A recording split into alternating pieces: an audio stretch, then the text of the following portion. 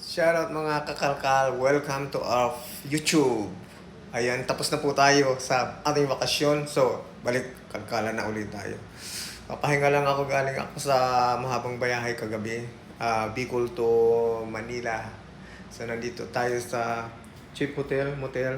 Napaka niya guys. Ganda niya oh. Kita, ang laki ng salamin. Ano po dito, 1,000 pesos, more than 12 hours na po ang stay nyo. So, recommend ko ito, Winston Hotel dito sa may Pasay.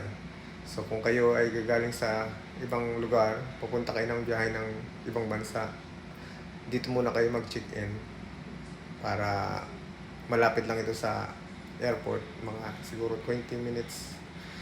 So, ayan, pahinga muna tayo guys, mga kakalkan.